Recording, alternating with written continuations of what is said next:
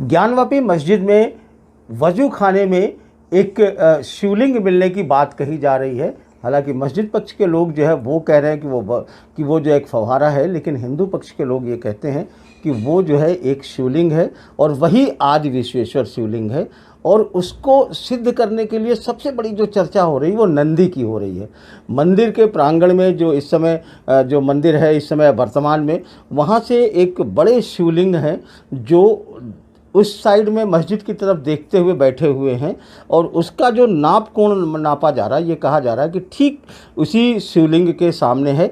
लिहाजा ये प्रमाणित करता है कि ये जो है शिव जो है वो जो हमारा जो आदि विश्वेश्वर हैं या विश्वेश्वर हैं वो वही हैं मूल रूप से जहाँ पर कि वजू खाना था।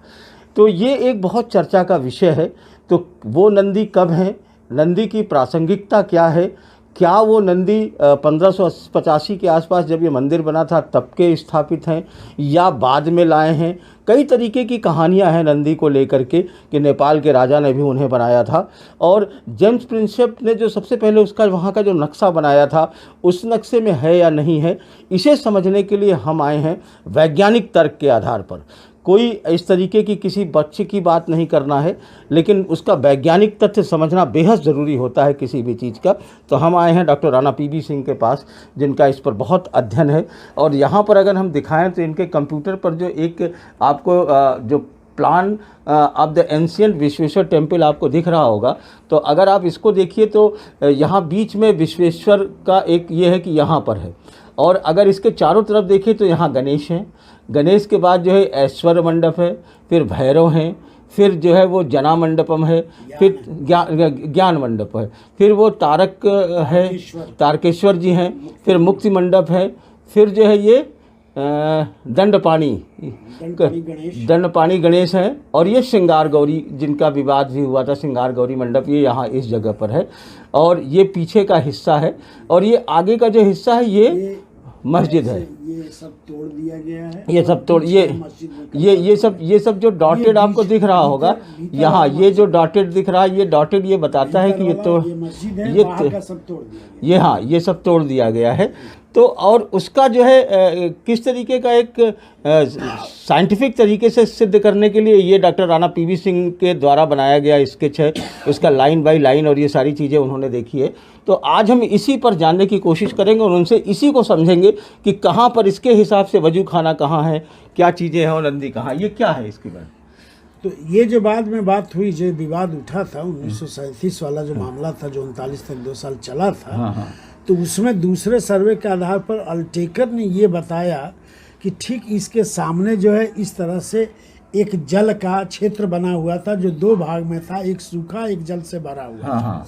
और इस तरह से जो भी होगा तो इसका शुद्धिकरण करने के बाद ही आप मंदिर में जाएं, ये बातें अल्टेकर ने ये जोड़ी हैं। हाँ। अब इसमें बात ये उठता है कि गंगा जी तो अलग थी, तो अलग से क्यों जोड़ा गया, इसका कहीं बहस पर नहीं है। लेकिन यह जो प्लाट किया गया है, जिसमें शेड दिया है कि आज भी है, और उस समय वो लिखते हैं जो प्रिंसेप के आधार पर व्याख्या की जाती है, और उसमें लिखे हैं कि इसमें 15वीं, सबसे ताजुब ये है कि ये 16वीं शताब्दी न लिख के 15वीं शताब्दी लिखते हैं कि 15वीं शताब्दी के मंदिर के अवशेष के रूप में ये जल का भाग बनाया गया। हाँ। और इसमें उस तरह के अवशेष हैं, ये लिखा हुआ है जो आप चित्र में देख रहे हैं।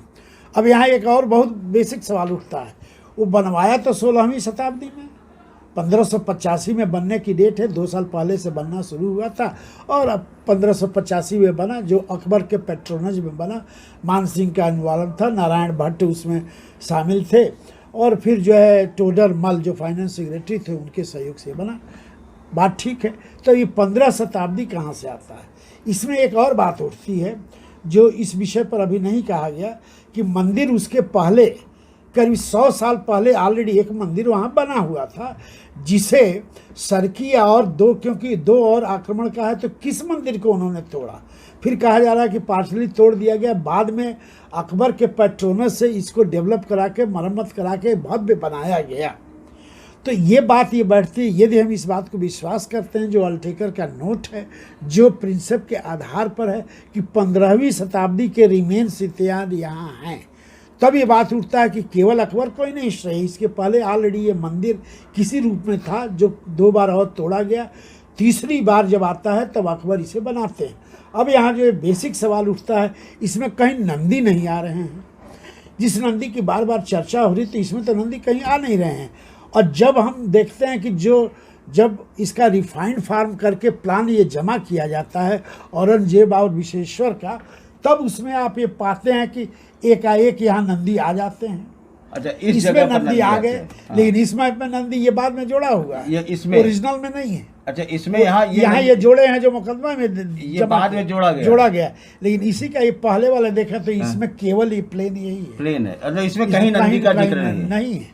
अच्छा, बना हुआ नहीं है। हाँ। और फिर जब ये पोर्शन आता है तो इसमें भी गोला घेर के नंदी लिख दिया गया यहाँ पर, यहाँ का। और यही चीज यहाँ डिजाइन में भी है। हाँ। यहाँ जो देखेंगे तो ये नंदी यहाँ लिखा हुआ है। हाँ। ये इस प्लेट को वहाँ जमा किया गया, 39 वाले रिकॉर्ड्स में जमा किया। अब इसको लेकर ये कहा जा रहा है कि ओरिजिनल जो विश्वेश्वर निकले हैं यहाँ पर जो वजू खाना है वो इसके ठीक अलाइनमेंट में है। तो जरा सा नाप करके तो देखिए, एग्जैक्ट अलाइनमेंट नहीं है, करीब हो सकता है लेकिन एग्जैक्ट नहीं। अलाइनमेंट का मतलब होता है कि एक से दूसरी दिशा में जब आप कोई चीज़ डालें तो 90 अंश के कोण पर होना चाहिए।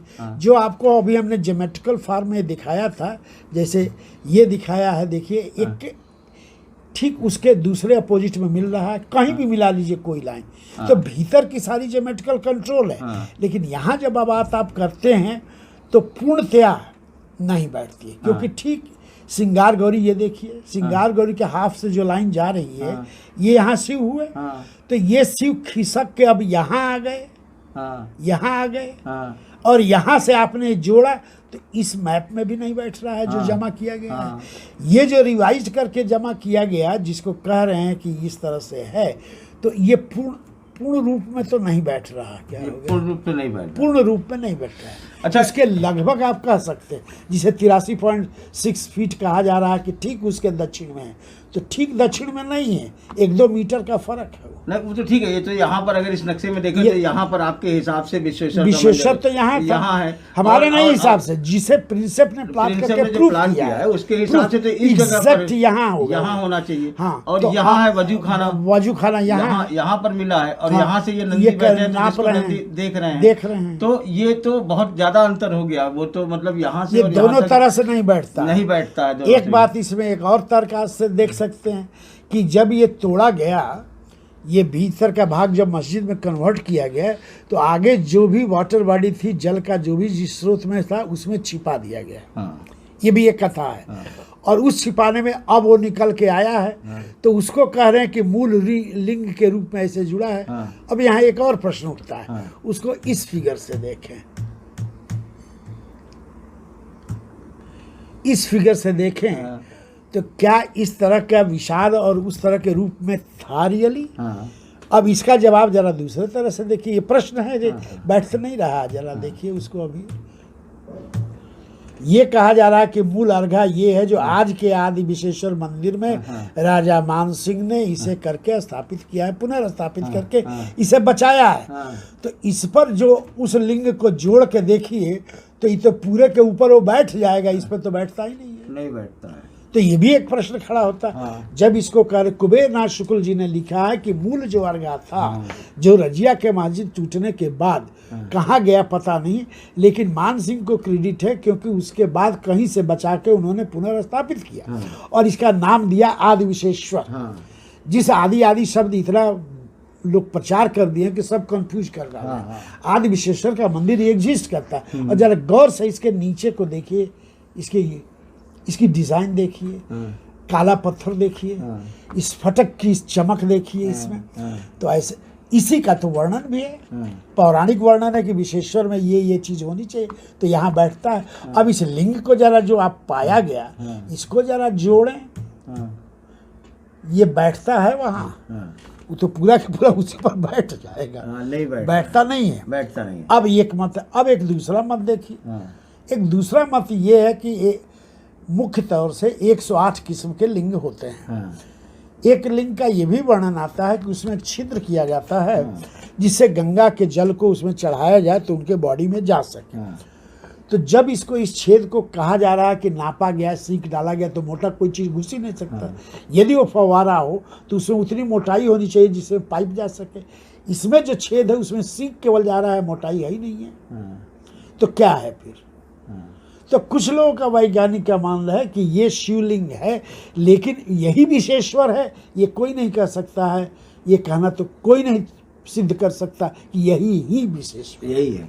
लेकिन ये एक तरीके से शिवलिंग हो भी सकता है, माना शिवलिंग बहुत प्रमुख इंपॉर्टेंट शिवलिंग है, ज्यादा अच्छा आ रहा है ये, उसमें एक पाया जा रहा है ये हो सकता, लेकिन यही विशेश्वर है, ये नहीं माना जाता। दूसरा ये कि सवाल है कि नंदी को लेकर, नंदी वाला जो है सवाल है वो कि नंदी कब बैठाएंगे, नंदी कब अस्तित्व कब में आए, वो कहाँ मिलता है? अब वो जो है, इस पर आप देखेंगे तो पेज 373 पर जो सबसे अथेंटिक किताब मानी जाती है, काशी का इतिहास, जिसके लेखक डॉक्टर मोती चंद हैं, तो अभी मैं आपको किताब दिखा रहा हूँ जिसमें वो लिखे हुए हैं। क्या? और इसी को सब लोग कोट करके बात कर रहे हैं। तो उसमें ये कह रहे हैं कि इसमें लिखा हुआ है, पहले लिखा है कि रणजीत सिंह ने क्या किया, महाराजा रणजीत सिंह ने उसके शिखर पर सोना चढ़वा दिया, जिसकी डेट है 1799। फिर आगे लिखते हैं ज्ञानवापी का मंडप 1828 में चंपा जी अप्पा ने बनवाया। ब्रैकेट में लिखा हुआ बनारस अफेयर्स में इसका जिक्र है, लेकिन पूरा इसमें ये नहीं दिया बनारस अफेयर्स में कहाँ, किस सन, किस पेज पर, ये नहीं दिया है। एक आगे लिखते हैं नेपाल के राजा ने 19वीं शताब्दी के आरंभ में नंदी की स्थापना की। जब आप ये कहते आरंभ में, तो हम पूरे युग को 4 भाग में बांटते हैं, 25-25 में, तो लगभग 24 या 25 में। तो एक जगह रिफरेंस में कोई दूसरा इन्हीं को कोट करते हुए बिना प्रूफ दिए लिखता है कि 1824 में नंदी की स्थापना। वो किसमें है? वो ठाकुर प्रसाद वर्मा के इतिहास का जो उनका लेख गया, वो चश्मा तो उसको 1985 में यहाँ पर काशी पर एक बृहद ऐतिहासिक सम्मेलन हुआ था, जिसकी किताब छपी है युगो युगो में काशी। अच्छा, युगो में Kashi through the ages of Kashi. और इसके मुख्य संपादक और नियंत्रणकर्ता थे ठाकुर प्रसाद वर्मा, जो खुद अपने आप में भी इतिहास और पुरातत्व के बहुत बड़ी हस्ती थे। 3 साल पहले उनकी डेथ हो गई। उसमें उन्होंने अपना जो लेख पढ़ा था अपने स्टूडेंट के द्वारा, वो सम सिंह करके थे, जिसके जरिए पूरा वर्क कराया था। तो उसमें भी ये लिखते हैं कि वही चीज़ यहाँ लिखा है कि 1828 में बैजाबाई सिंधिया ने बनवाया, और नेपाल नरेश में इसमें वो रगड़ करके किया गया है। इसे हम कह नहीं सकते हैं, करेक्ट है। मैंने नीचे पेन से जरा उस समय करेक्ट कर दिया था कि 1824 ईस्वी के लगभग में नंदी की स्थापना की। इतने प्रयासों के परिणाम विश्वनाथ मंदिर का आधुनिक रूप बना।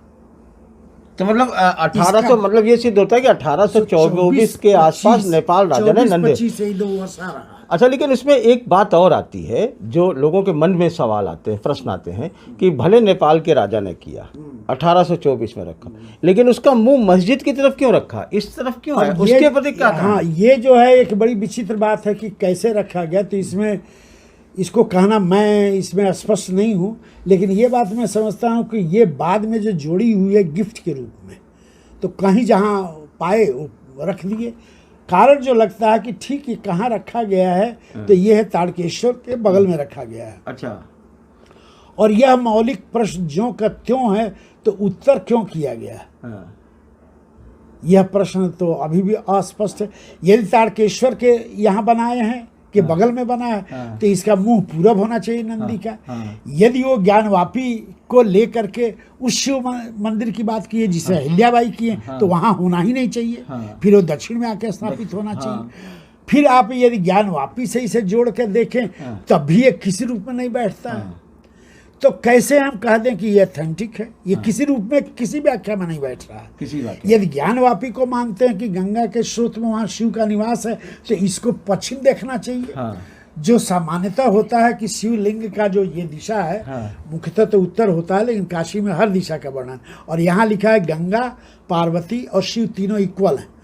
तो यहाँ जो डिस्क्रिप्शन प्रिंसिप देते हैं कि ऐसे बना हुआ गंगेश्वर के रूप में अर्घा का रूप है, तो नंदी का तो उत्तर होना ही नहीं चाहिए, नंदी का मुंह तो पूरब होना चाहिए। पूरब होना चाहिए।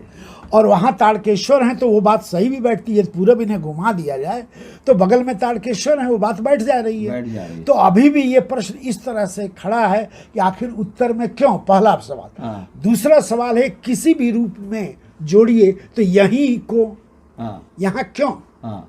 तीसरा सवाल उठता है कि दान के रूप में, दक्षिणा के रूप में, मनौती के रूप में उन्होंने दे दिया, कहीं इसे रख दिया गया, बाद में कथा जोड़ दी गई, ये भी तर्क हो सकता है। ये भी तर्क हो सकता है। तो तीन हमारे सवाल और मूल बात ये भी तो सिद्ध करता है कि जेम्स प्रिंसेप के नक्शे में वो कहीं नंदी नहीं है। हाँ, ये प्रश्न ये भी तो चौथा एक ही नहीं है, चौथा ये चार प्रश्नों में सबसे ऊपर तो यही है कि ज्ञानवापी का जब वो नक्शा बनाता है, हाँ, इसमें नंदी का कहीं नहीं जिक्र है। इतना महत्वपूर्ण चीज कैसे छोड़ देगा? दो चीजों को देखिए, नंदी के मूर्त का कहीं नहीं जिक्र है, और जो ये मंडप बनाया है केंद्र में, तो इसमें कहीं है ही नहीं है नंदी का, जबकि नंदी को तो मानते हैं कि विश्वनाथ का साक्षात रूप है।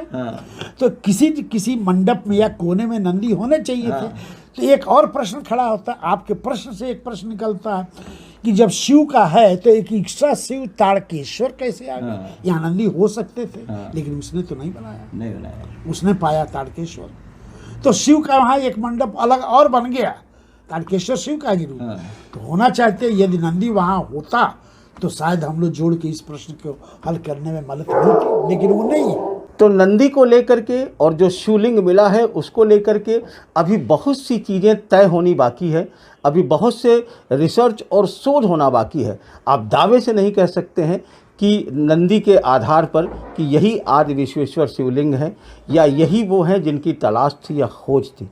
अभी इसमें इस तरीके के दावे करना जल्दबाजी होगी। वाराणसी से पुरुषोत्तम के साथ अजय सिंह, NDTV इंडिया।